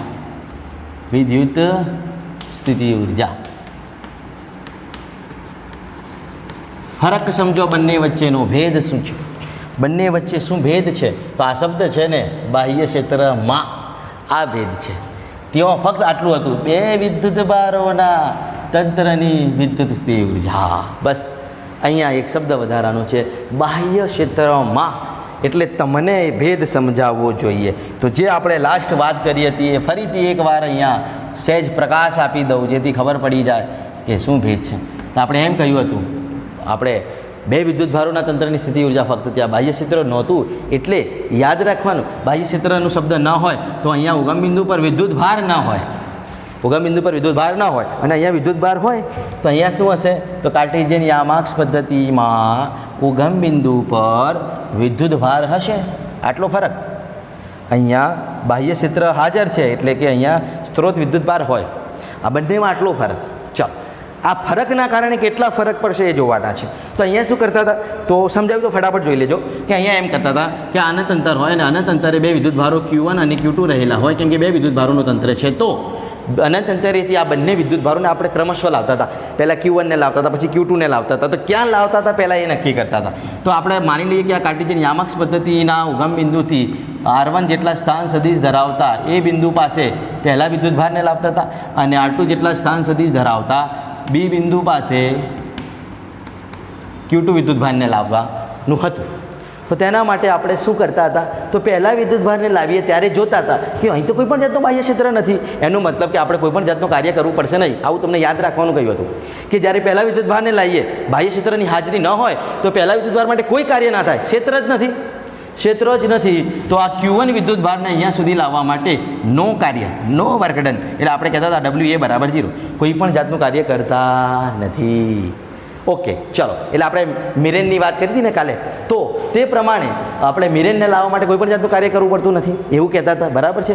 હા, દરેક બેચમાં હું કહીને મિરેન કોઈને અલગ અલગ નામથી લાવ્યા હતા, છગન અને મગન પણ કીધું હતું. હવે કઈ બેચમાં શું કીધું હતું મને યાદ નથી, બરાબર? તો પહેલા વિદ્યુત ભારને લાવવા માટે, એ બિંદુ પાસે લાવવા માટે કરવું પડતું કાર્ય શું થઈ જાય? શૂન્ય, કેમ કે કોઈ પણ જાતનું ક્ષેત્ર નથી. ઓકે, હવે બીજા બી બિંદુ પાસે જે બીજો વિદ્યુત ભાર છે Q2, તેને લાવવો છે, તો શું કરવાનું? તેને લાવવા માટે તો ડાયરેક્ટ આવી જાય તો ના, પહેલાં હવે આ બિંદુ બી પાસે Q1 હાજર છે એટલે એનો સ્થિતિમાન શોધવો પડે, એનો વિદ્યુત સ્થિતિમાન, એનો કેટલો પ્રભાવ છે, ત્યાં કેટલો કબજો છે, કેટલી અસર છે, તો એ શોધવા માટે આપણે અહીંયા બંને વચ્ચેનું અંતર જાણતા હોવા જોઈએ. તો આ અંતરને આપણે નામ આપ્યું હતું R12 સદીશ, પહેલાં અને બીજા વચ્ચેનું અંતર. અને અહીંયા વિદ્યુત સ્થિતિમાન VB મળ્યું હતું આપણે આ બિંદુ પાસે. બી બિંદુનું સ્થિતિમાન આપણે એને કહેતા હતા VB = KQ1/R12. આ આગળની થિયરી છે, હું તમને વાંચીને આવવાની કીધી હતી, વાંચી હશે તમે. હવે વિદ્યુત સ્થિતિમાન મળી જાય તો ચોક્કસ કાર્ય મળી જાય, કેમ કે આગળ જ વાત કરી W બરાબર VQ, V ખબર હોય તો W મળી જ જવાનું છે, કેમ કે Q તો તમે લાવો છો. તો હવે આ બી બિંદુ પાસે Q2 વિદ્યુત ભારને અહીંયા આવવા માટે કરવું પડતું કાર્ય એટલે કે W at B આપણે લખતા હતા, શું લખતા હતા? વિદ્યુત સ્થિતિમાન ગુણ્યા વિદ્યુત ભાર, એટલે WB = VB × Q2 અથવા તો Q2 × VB. VBની કિંમત અહીં મૂકી અને આપણને જવાબ મળી જાય કે Q1, આ Q2 તો હતો જ, અને છેદમાં R12. આ બધા જ કાર્યોનો સરવાળો WA + WB એટલે કુલ સ્થિતિ ઉર્જા. એટલે આપણને કહેતા હતા ત્યાં U બરાબર આ બંનેનો સરવાળો એટલે કે 0 + KQ1 × Q2/R12. એટલે આખી થિયરી હું ફરીથી રિપીટ કરી આપી. કેમ રિપીટ કરીએ એનું કારણ છે, અહીંયા એની જરૂર છે. એટલે જ્યારે હું એમ કહું કે બીજા વિદ્યુત ભારને બી બિંદુએ લાવવા માટે કોના વિરુદ્ધ? Q1 વિદ્યુત ભારના ક્ષેત્રની વિરુદ્ધ, Q1 વિદ્યુત ભારના બળની અસર હેઠળ, જે વિરોધી બળ લાગે છે એની અસર હેઠળ લાવવા માટે કરવું પડતું કાર્ય કહું તો તમારે આ કહેવાનું કે સાહેબ WB = KQ1 × Q2/R12. એ અહીંયા સાબિત કરવાની જરૂર નથી, તમે આગળ ભણી ગયા છો તો આવડવું જોઈએ તમને, બરાબર? એટલે આ વાત હતી બાહ્ય ક્ષેત્ર વિના. જ્યારે બાહ્ય ક્ષેત્રની હાજરી ન હોય તો અહીંયા કોઈ વિદ્યુત ભાર ના હોય, અહીંયા હાજરી છે મિત્રો. હવે આની વાત કરું છું, પેલું મગજમાં રાખજો. તો જુઓ, અહીંયા બાહ્ય ક્ષેત્ર હાજર છે, એનું મતલબ હવે જે બે વિદ્યુત ભારો હતા, અહીંયા બે વિદ્યુત ભારો છે, એટલે કે એ બે વિદ્યુત ભારો અનંત અંતરે છે એવું માની લઈએ. અહીંયા અનંત અંતર છે અને આ અનંત અંતરે રહેલા બે વિદ્યુત ભારો Q1 અને Q2 છે. આ બંનેને હવે આપણે લાવવાના છે. ક્યાં લાવવાના છે તો એ નક્કી કરી લઈએ. તો આ કાર્ટેશિયન યામાક્ષ પદ્ધતિમાં કોઈ એ બિંદુ પાસે માની લો કે આ કોઈ બિંદુ એ છે કે જેનો સ્થાન સદિશ છે R1 સદિશ, જેનો સ્થાન સદિશ છે R1 સદિશ, અને કોઈ બીજો બિંદુ છે B કે જેનો સ્થાન સદિશ છે R2 સદિશ. ઓકે, તો આ બંને બિંદુઓ જે A અને B જે છે ત્યાં આપણે હવે Q1 અને Q2 ને વારાફરતી લાવીશું, ક્રમશઃ લાવવાના છે. પરંતુ ખાસ ધ્યાન આપજો, અહીંયા કોઈ બાહ્ય ક્ષેત્ર હાજર છે તો તમને જેમ અહીંયા કહ્યું હતું કે ક્ષેત્ર હાજર ના હોય તો પહેલાં વિદ્યુતભાર પર કોઈ કાર્ય ના થાય, પછી બીજા પર થાય, કેમ કે પહેલું હાજર છે. પણ અહીંયા પહેલથી ક્ષેત્ર હાજર છે, પહેલાં પર પણ કાર્ય થશે, બીજા પર પણ કાર્ય થશે, અને બીજા પર તો ઉલટી ડબલ કાર્ય થશે.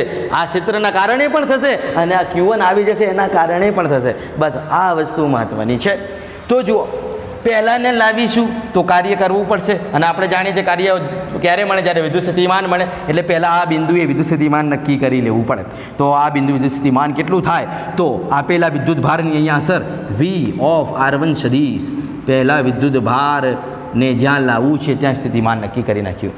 સ્થિતિમાન V પણ કયા બિંદુએ? તો R1 સ્થાન સદિશ ધરાવતા બિંદુએ. તે જ પ્રમાણે Bનું સ્થાન સદિશ છે R2, એટલે કે V of R2. તો આનું સ્થિતિમાન થઈ જાય V of R2 સદિશ. એટલે સ્થિતિમાન R1 સ્થાન સદિશ ધરાવતા બિંદુ પાસે અને સ્થિતિમાન R2 સ્થાન સદિશ ધરાવતા બિંદુ પાસે, કેમ કે સ્થિતિમાનનું સૂત્ર V = KQ/R. એમાં આપણને અંતર ખબર હોવી જ જોઈએ. વિદ્યુત ભાર તો આપણે લાવવાનું છે, બરાબર છે? તો આ R જે છે એ સ્થાન સદિશનું અંતર છે. ચલો, તો આપણે સ્થિતિમાન નક્કી કરી લીધા. તો હવે પહેલાં Q1 ને લાવો તો કેટલું કાર્ય કરવું પડશે? તો W = VQ પરથી આ રહ્યો V, બરાબર છે, અને Q1 તે જ પ્રમાણે Q2 ને લાવો તો આ રહ્યો વી અને Q2 બંનેના કાર્યો મળી જશે. પણ જે વધારાનું કાર્ય થશે એ બીજા વિદ્યુતભાર પર થશે, કેમ કે બીજા વિદ્યુતભારને લાવશું ત્યારે આના કારણે તો કાર્ય થશે જ, જે આ બાહ્ય ક્ષેત્રના લીધે સ્થિતિમાન મળે છે તેના કારણે તો કાર્ય થશે ને થશે, પરંતુ વધારાનું કાર્ય આ હાજર હશે ને, અહીંયા Q1 આવી ગયો હશે ને, એના લીધે થશે, જે અહીંયા આપણે મેળવી લીધું છે. એટલે આટલું સમજવાનું છે. તો પહેલાં આપણે Q1 ને લાવીએ તો લખીશું Q1 વિદ્યુતભારને અનંત અંતરેથી એ બિંદુ પાસે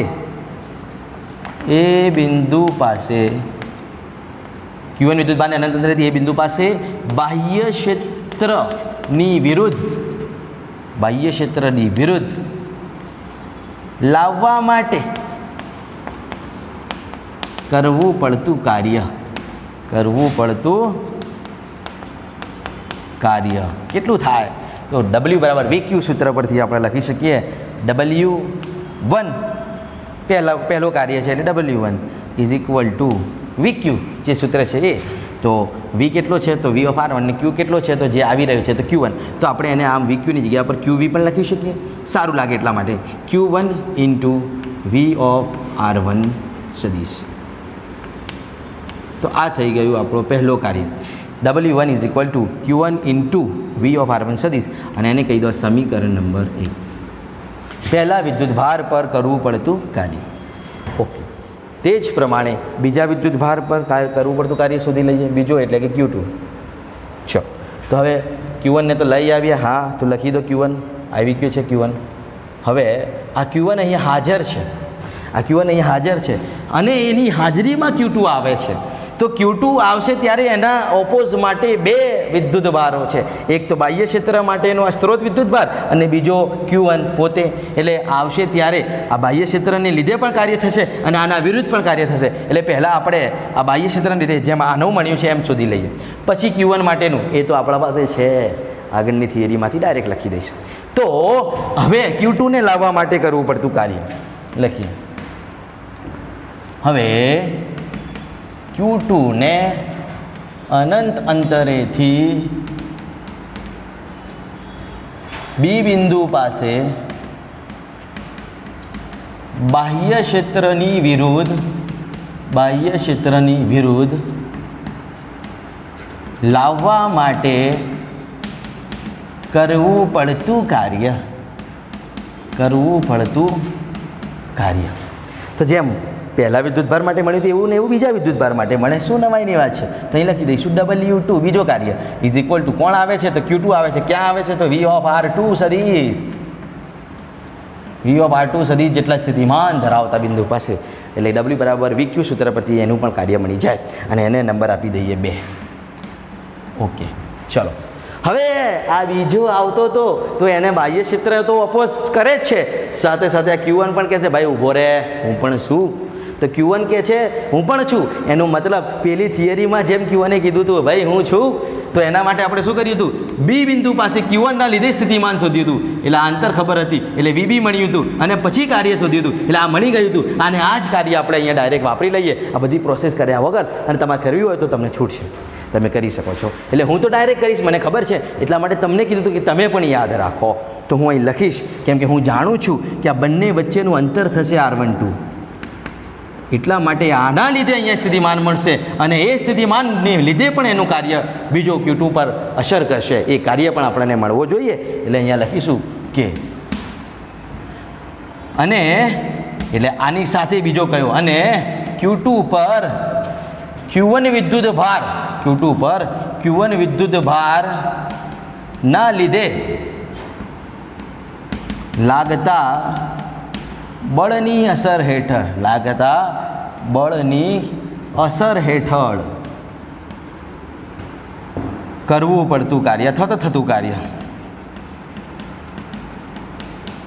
Q1 વિદ્યુતભારની લીધે લાગતો જે વિદ્યુતીય બળ છે એની અસર હેઠળ કરવું પડતું કાર્ય. એટલે આપણે કયો કાર્ય લખી શકીએ?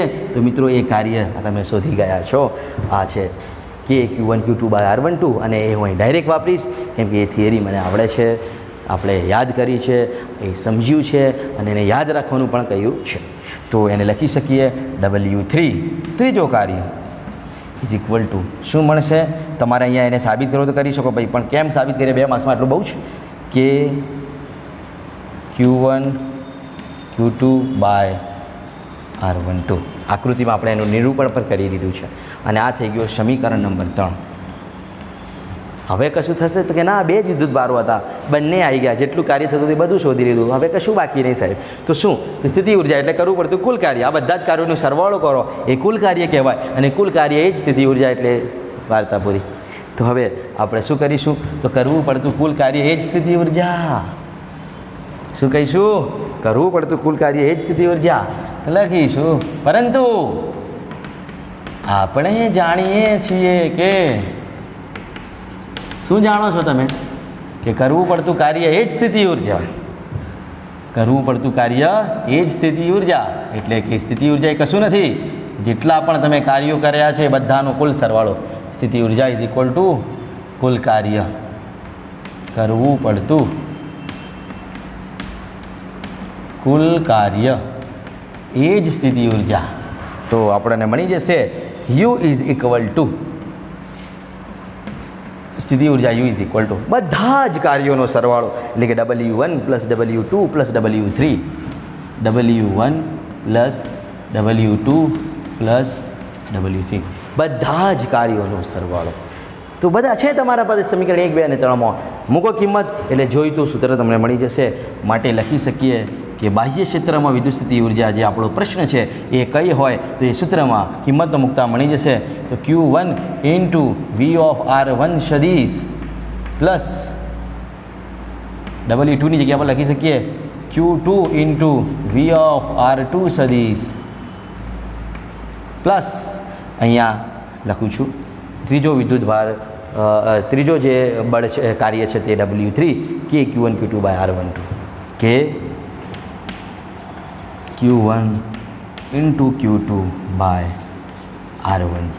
તો મિત્રો આ જે સૂત્ર મળ્યું છે તમને એ બાહ્ય ક્ષેત્રમાં બે વિદ્યુત ભારોના તંત્રની વિદ્યુત સ્થિતિ ઉર્જાનું સૂત્ર છે.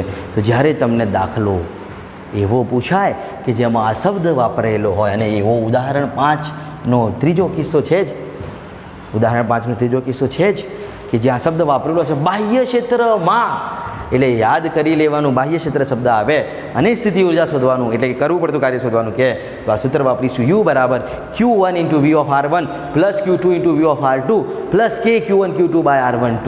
આ સૂત્ર તમને આવડવું જોઈએ જ્યારે બાહ્ય ક્ષેત્રની હાજરી હોય તો, ને ન હોય તો આપણે આજે આગળની થિયરી મેળવી છે એમાં સૂત્ર U બરાબર K Q1 Q2 by R12 મેળવ્યું એ આગળ ઉદાહરણ 2.4માં પણ જોયું. તો ત્યાં આપણને કોઈ એવો શબ્દ નહોતો વાપરેલો કે બાહ્ય ક્ષેત્રની હાજરીમાં. તો બાહ્ય ક્ષેત્રની હાજરીમાં એવો શબ્દ કે તો વાપરવાનું કયું સૂત્ર? આ સૂત્ર. બરાબર? તો સ્ક્રીનશોટ લઈને લખી લો ફટાફટ. તો નેક્સ્ટ મિત્રો હવે ઉદાહરણ 5 જોઈશું. એની રકમ સમજો ફટાફટ શું કહેવા માગે છે. તો 3 કિસ્સા છે ટોટલ. પહેલો કિસ્સો -900 અને 900 બે તમને સ્થાન સદીશો આપી દીધા છે. કાર્ટેશિયન યામ કહેવાય જેને યામાક્ષ પદ્ધતિમાં. સ્થાનોએ રહેલા બે વિદ્યુત ભારો અનુક્રમે 7 માઇક્રોકુલમ અને -2 માઇક્રોકુલમ, એટલે કે બે વિદ્યુત ભારો તમને આપ્યા છે ત્રિપરિમાણી કાર્ટેશિયન યામાક્ષ પદ્ધતિમાં, તેમનું સ્થાન આપ્યું છે એટલે કે યામ આપ્યા છે અને કહે છે કે આ તંત્રની એટલે કે બે વિદ્યુત ભારોના તંત્રની સ્થિતિ ઉર્જા શોધો. કૌંસમાં કહ્યું છે બાહ્ય ક્ષેત્ર વિના. આ શબ્દ સમજો એટલે કયું સૂત્ર વાપરવાનું બાહ્ય ક્ષેત્ર વિના? એટલે અત્યારે આપણે જે થિયરી સાઈડમાં ચર્ચી U બરાબર K Q1 Q2 by R12 એ સૂત્ર વાપરીશું બાહ્ય ક્ષેત્ર વિના. અને બાહ્ય ક્ષેત્રમાં તો જે આપણે અત્યારે તાજેતરમાં જે થિયરી સાબિત કરી છે એ સૂત્ર વાપરીશું. એટલે અહીંયા બંનેનો મર્જિંગ છે જોજો. તો પહેલા કિસ્સામાં આપણને બાહ્ય ક્ષેત્ર વિના સ્થિતિ ઉર્જા શોધવાની કહે છે અને પછી બીજા કિસ્સામાં કહે છે કે આ બે વિદ્યુત ભારોને એકબીજાથી અનંત અંતર સુધી જુદા પાડવા માટે કેટલું કાર્ય કરવું પડશે. એ તો સરળ વસ્તુ છે, આવડી જશે. પરંતુ ત્રીજો કિસ્સો પાછો બાહ્ય ક્ષેત્રમાં વાત કરે છે એટલે ત્રીજા કિસ્સાની વાત ત્રીજા કિસ્સામાં કરીશું. પહેલાં બે કિસ્સાઓને જોઈ લઈએ. તો ડેટામાં શું છે બેટા એ ખાસ ધ્યાન આપજો. ઉદાહરણ 5 તમને જે આપ્યું છે વાંચતા જવાનું, જે ખબર પડે લખતા જવાનું. તો પહેલાં તમને યામો આપ્યા છે. તો R1 સદીશ પહેલાં વિદ્યુતભારના યામને આપણે લખી શકીએ તો 900 સેન્ટીમીટર. બરાબર છે. બીજાના યામ સોરી પહેલાંના -9 છે, પહેલાંમાં -9 છે. અચ્છા ચલો બીજાના યામ આપ્યા છે +9, R2 સદીશ is equal to +900 centimetre. Okay clear. હવે કહે છે કે આ બંને કયા વિદ્યુત ભારોના સ્થાન સદીશો છે? તો Q1 અને Q2. તો Q1 શું છે? તો 7 માઇક્રોકુલમ છે અને Q2 શું છે? -2 માઇક્રોકુલમ. એટલે જે છે એ આપણે લખી દઈએ. તો Q1 છે 7 માઇક્રોકુલમ એટલે કે 7 ગુણ્યા 10⁻6 કુલમ અને Q2 છે -2 માઇક્રોકુલમ એટલે કે -2 ગુણ્યા 10⁻6 કુલમ. તો આતંત્રની સ્થિતિ ઉર્જા શોધો એટલે યુ શોધો. પૂરું. તમને કૌંસમાં લખ્યું છે બાહ્ય ક્ષેત્ર વિના, એટલે કયું સૂત્ર આવશે એ તમને ખબર પડી જવી જોઈએ. તો પહેલા કિસ્સાને સોલ્વ કરી લઈએ. ચલો આ છે કેસ નંબર 1. આ છે કેસ નંબર 1. તો આપણે અહીંયા લખીએ કેસ નંબર 1.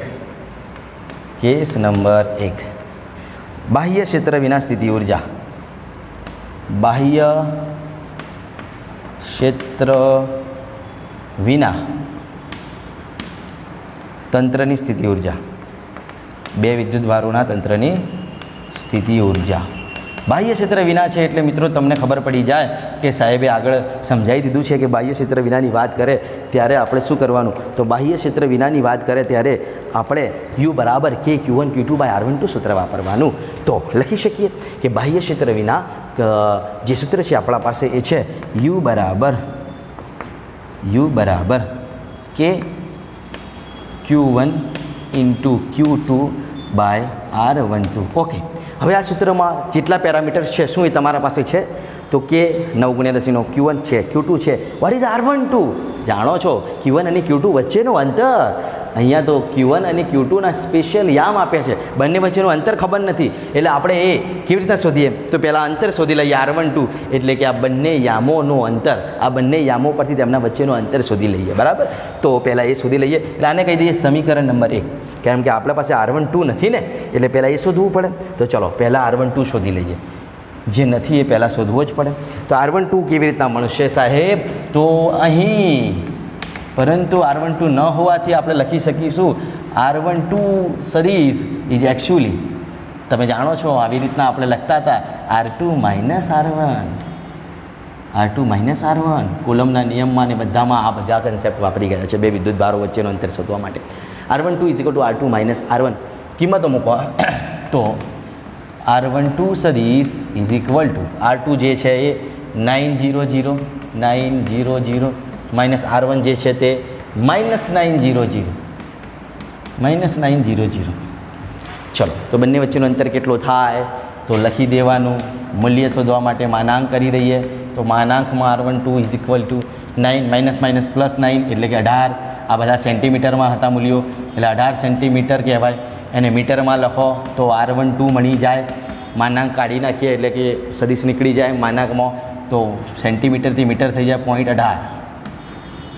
જે તમને જરૂરી હતું તે હવે મળી ગયું છે કે બંને વિદ્યુત ભારો વચ્ચેનું અંતર જે નહોતું આપ્યું એટલે આપણે શોધી લીધું.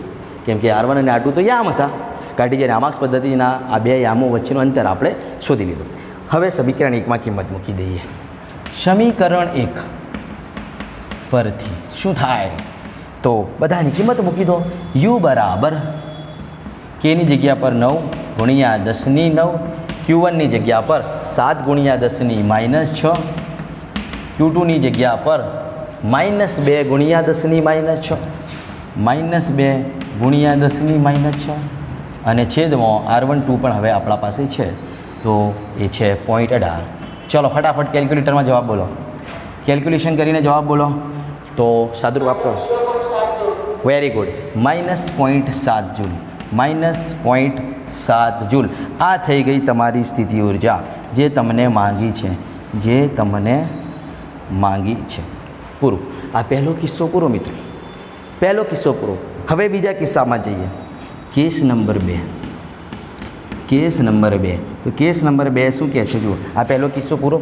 કેસ નંબર 2ની રકમ જુઓ શું કહે છે કે આ બે વિદ્યુત ભારો જે બે વિદ્યુત ભારો આ છે તે બે વિદ્યુત ભારોને એકબીજાથી અનંત અંતર સુધી જુદા પાડવા માટે કરવું પડતું કાર્ય શું અનંત અંતર સુધી જુદા પાડવા માટે કરવું પડતું કાર્ય ઇટ ઇઝ એકચ્યુઅલી સ્થિતિ ઉર્જા કરવું પડતું કાર્ય એ જ સ્થિતિ ઉર્જા અને મિત્રો અનંત અંતર શબ્દ છે એટલે તમને ખબર પડી જાય કે અનંત અંતરે જો આ બે વિદ્યુત ભારોને મોકલવા છે ધોરણ 11નું ચેપ્ટર નંબર 8નો કોન્સેપ્ટ યાદ કરો નિષ્ક્રમણ ઉર્જા કોને કહેતા હતા તો શું કહેતા હતા કે જે તેની ગુરુત્વ સ્થિતિ ઉર્જા હોય તેમાં એટલા ને એટલા મૂલ્યની આપણે શું કરતા હતા ગુરુત્વ સ્થિતિ ઉર્જા તેમાં માઇનસ હતી minus GMEM upon R plus GMEM upon R જેટલી ઉર્જા આપી દઈએ તો કુલ સ્થિતિ ઉર્જા શૂન્ય થઈ જાય એટલે અનંત અંતરે પદાર્થની સ્થિતિ ઉર્જા શૂન્ય હોય છે એ કોન્સેપ્ટ પરથી આપણે પ્લસ GMEM ઓપન આર જેટલી ઉર્જા ઉમેરી હતી કદાચ યાદ હોય તો ન યાદ હોય તો કંઈ વાંધો નહીં અહીંયા પણ એના જેવો કોન્સેપ્ટ વાપરી શકાય વિદ્યુત ભાર પાસે જે સ્થિતિ ઉર્જા છે અહીંયા ઋણ છે જુઓ એમાં એટલી ને એટલી ધન ઉમેરી દો એ નિષ્ક્રમણ ઉર્જા કહેવાય અને એ જ ઉર્જા એટલે એ જ કરવું પડતું કાર્ય તમને શોધવાનું કીધું છે એટલે એકચ્યુઅલીમાં તમને જે જવાબ મળશે એ પ્લસ મળશે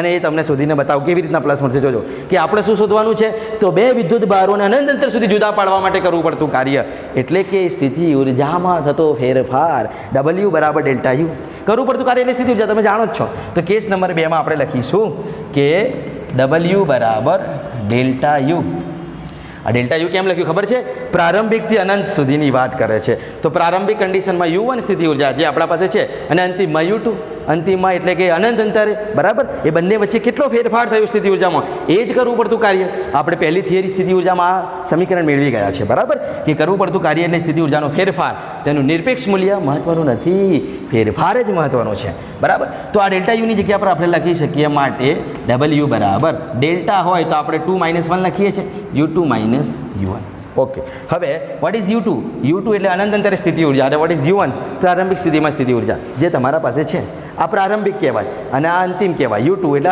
અનંત અંતરે તો સ્થિતિ ઉર્જા શૂન્ય હોય અનંત અંતરે તો સ્થિતિ ઉર્જા શૂન્ય હોય તો U2 તો શૂન્ય થઈ જશે તો આપણે લખીશું પરંતુ U2 જે અનંત અંતરે સ્થિતિ ઉર્જા છે અનંત અંતરે સ્થિતિ ઉર્જા કહેવાય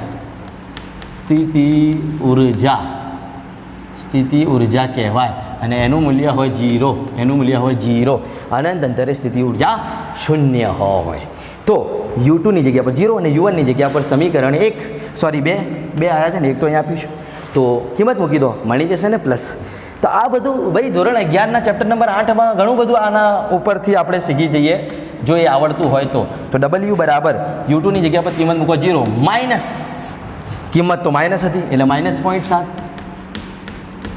એટલે જવાબ આવી જાય W બરાબર +0.7 જૂલ એટલે કે જો આટલી ઉર્જા પ્રારંભિક ઉર્જામાં ઉમેરી દો તો પદાર્થ અનંત અંતરે જતો રહે અહીંયા વિદ્યુત ભાર અનંત અંતરે જતો રહે એટલે એને નિષ્ક્રમણ ઉર્જા કહેવાય ને એ અહીંયા વિદ્યુત ભાર માટે નિષ્ક્રમણ ઉર્જા જેવું કોન્સેપ્ટ છે બરાબર એટલે કદાચ તમને ધોરણ 11 યાદ હોય તો વધુ સારું અથવા તો આ રીતે તો તમને ખબર પડી જશે કે સ્થિતિ ઉર્જામાં કેટલો ફેરફાર થાય એ શોધવાનું કે છે કરવું પડતું કાર્ય તો W બરાબર ડેલ્ટા યુ એટલે U2 - U1 અને એના ઉપરથી આપણે શોધી શક્યા તો આ બંને કેસો ખૂબ સરળ હતા અને એ આપણે આગળ બની ગયેલી થિયરી ઉપરથી જ છે પરંતુ હવે જે ત્રીજો કેસ છે એ તાજેતરમાં સોલ્વ કરેલી થિયરી પરથી છે બાહ્ય ક્ષેત્રમાં વિદ્યુત સ્થિતિ ઉર્જા તો જુઓ ત્રીજો કેસ વાંચું છું હું તો કે છે ધારો કે છે આ વિદ્યુત ભારોના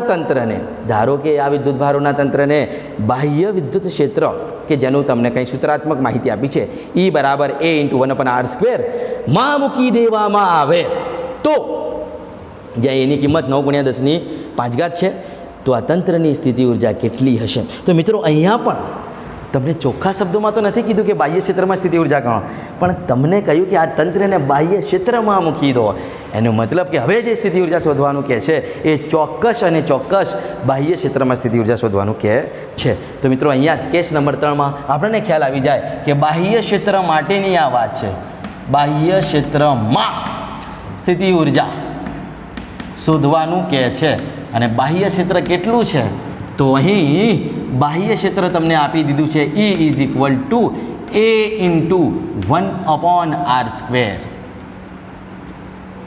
આવું કંઈ આપ્યું છે સૂત્ર E = A × 1/r² બરાબર છે ઓકે તો આ બાહ્ય ક્ષેત્ર છે ઓકે અને જ્યાં A કેટલું છે અને જ્યાં એની કિંમત છે 9 ગુણ્યા 10 ની 5 ઘાત, 9 ગુણ્યા 10 ની 5 ઘાત newton into coulomb inverse into metre square. તો આવું કંઈક તમને એ આપ્યું છે. હવે તમને બાહ્ય ક્ષેત્ર આપી દીધું છે અને બાહ્ય ક્ષેત્રમાં સ્થિતિ ઉર્જા શોધવાનું કીધું છે. તો આપણે કશું વિચાર્યા વગર બાહ્ય ક્ષેત્રમાં સ્થિતિ ઉર્જાનું શું સૂત્ર છે એ વાપરી દો. બાહ્ય ક્ષેત્રમાં સ્થિતિ ઉર્જાનું શું સૂત્ર છે તો આપણે જાણીએ છીએ. શું સૂત્ર છે તો લખીશું યુ ઇઝ ઇક્વલ ટુ બાહ્ય ક્ષેત્રમાં સ્થિતિ ઉર્જા યુ ઇઝ ઇક્વલ ટુ તાજેતરમાં મેળવેલું સૂત્ર કયો હતો બોલો. બાહ્ય ક્ષેત્રમાં વિદ્યુત સ્થિતિ ઉર્જાનું સૂત્ર શું હતું બોલો. અત્યારે જ આપણે એ થિયરીને ભણી છે, ભૂલી ગયા?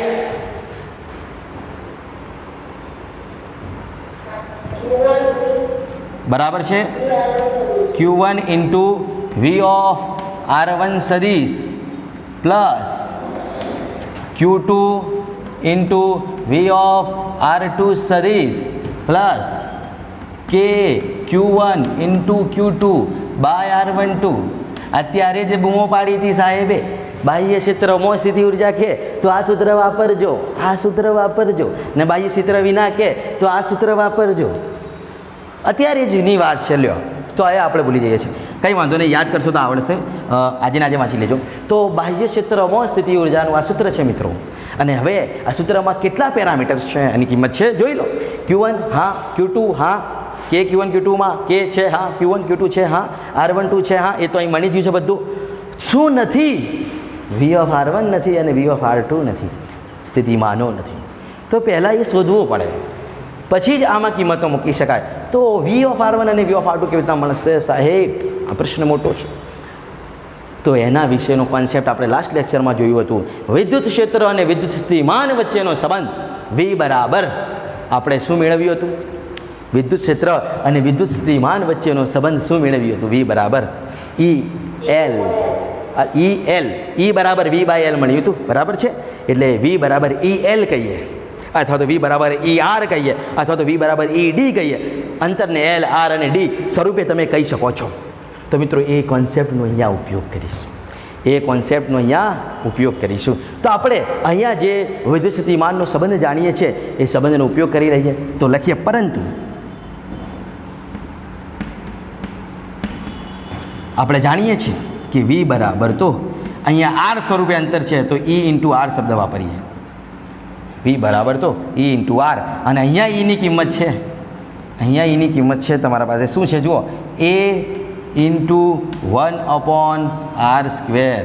અહીંયા ઈની આ કિંમત છે અને આપણા સૂત્રમાં R પહેલથી હતો એટલે એક R કેન્સલ થઈ જશે, એટલે R સ્વરૂપે સૂત્ર મૂક્યું એટલે એક R શું થઈ જશે? કેન્સલ. તો જે વધ્યું એ A બાય R વધ્યું. તો તમને અહીંયા જે જવાબ મળ્યો વીનો એ જુઓ શું મળે છે? A by R. ખાસ સમજો, અહીંયા જે તમને જવાબ મળ્યો એ છે A બાય R, વીનો જવાબ મળ્યો. બરાબર. હવે ઉપરોક્ત સૂત્રમાં કિંમતો મૂકી દો તો યુ બરાબર આ ફક્ત આ વી શોધતા આવડવું જોઈએ મિત્રો. અને જે તમને આવડશે, જો આ સૂત્ર આવડશે તો કિંમતો મૂકી દઈએ. તો Q1 into V of R1 ની જગ્યા પર શું લખવાનું? એ તો અચળ છે. આરની જગ્યા પર શું લખવાનું? R1. પહેલા વિદ્યુત ભાર માટેનું. બરાબર. તે જ પ્રમાણે અહીંયા બીજા વિદ્યુત ભાર માટેનું તમને આપેલું છે R1 અને R2. જુઓ આના મૂલ્યો એટલે કે +9 થશે. બરાબર. તો Q1 into V of R1 ની જગ્યા પર લખીશું A બાય R1,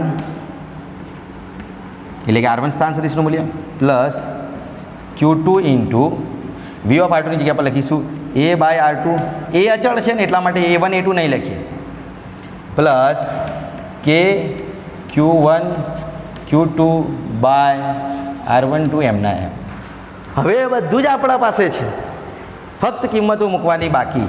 માટે U ઇઝ ઇક્વલ ટુ આપણે હવે Q1 ની કિંમત મૂકીએ તો છે 7 ગુણ્યા 10 - 6. ડેટામાં જોતા રહેજો, 7 ગુણ્યા 10 - 6. કૌંસમાં A બાય R1 ની કિંમત છે તો આપણે ગુણાકારમાં A ની કિંમત લખીએ. 9 ગુણ્યા 10 - 5 આપણા પાસે છે અને છેદમાં R1 ની કિંમત આવશે. R1 એટલે શું? તો R1 એટલે અહીંયા પહેલા વિદ્યુત ભારના કિસ્સામાં પહેલા વિદ્યુત ભારના સ્થાન સદિશ અને એનું આ મૂલ્ય કહેવાય, એટલે કે મોડ કરીએ તો -9 + 9 થઈ જાય, બરાબર. એ પાછું સેન્ટીમીટરમાં, અને અહીંયા તો મીટરની જરૂર હોય તો 0.09. આ ન ખબર પડે તો સાઈડમાં લખી લેજો કે R1ની જગ્યા પર આ કિંમત કેમ મૂકી, તો R1 સદીશ જે છે આપણને આપ્યું છે એનું મૂલ્ય છે, અને એ પાછું મીટરમાં છે, યાદ રાખજો. પ્લસ Q2ની કિંમત શું છે તો -2 ગુણ્યા 10⁻⁶. ઓકે, ફરીથી એની કિંમત તો એ જ રહેશે, 9 ગુણ્યા 10⁵, અને છેદમાં હવે R2 આવશે. તો R2 માટે પણ મૂલ્ય કેટલું થાય R2 સદીશનું, તો મોડ ઓફ R2 એટલે કે R2, જેને કહેવાય 9, અને એને પણ મીટરમાં ફેરવો તો 0.09 મીટર. તો આ વસ્તુ બિલકુલ સરળ બની ગઈ. અને પ્લસ KQ1 Q2 / R12. અહીંયા આને ફરીથી ના શોધવાનું મિત્રો, KQ1 Q2 અને R12ની કિંમત ના મૂકવાની, તમારા પાસે છે સમીકરણ 1 KQ1 Q2 / R12, એની કિંમત તમને મળી ગઈ છે. કેટલી મળી છે KQ1 Q2 / R12? હા, આવી -0.7 જૂલ સમીકરણ 2માં મેળવી ચૂક્યા છો. તો અહીંયા ફરીથી કોઈ પણ જાતનું અહીંયા કાર્ય કરવાનું નહીં, કિંમત મૂકી દેવાની અહીંયા KQ1 Q2ની -0.7. હવે સાદુરૂપ આપો તો તમને માંગેલો જવાબ મળી જશે. તો U બરાબર, ચલો સાદુરૂપ આપો ફટાફટ. પહેલા સ્ટેપનું શું જવાબ આવશે તો 10⁻⁶ -5 એટલે -1 વધે 7 ગુણ્યા 9 ભાગ્યા 0.09 કરો તો કેટલું આવશે જલ્દી? હા, અને -1 છે એટલે 70 થઈ જશે, -1 છે એટલે 70 થઈ જશે, બરાબર. તે જ પ્રમાણે બીજા સ્ટેપમાં પ્લસ માઇનસ અહીંયા કેટલું આવશે જુઓ 200 એટલે કે 20 થઈ જશે. -1 ઘાત વધશે ને 1 એટલે કે 20 થઈ જશે. ઓકે, અને છેલ્લે છે -0.7. જાતે કરજો લે, હો જાતે કરજો. તો અહીંયા શું જવાબ મળશે બોલો? જાતે કેલ્ક્યુલેશન કરજો, બોલો. 7 20 અને 0.7 49.3. સરસ, 49.3 જૂલ આ તમારો જવાબ કહેવાય. આ તમારો જવાબ, માંગેલો જવાબ બાહ્ય ક્ષેત્રમાં વિદ્યુત સ્થિતિ ઉર્જાનો કહેવાય. તો જો આ દાખલાને આપણે કેવી રીતના ન્યાય આપ્યો છે.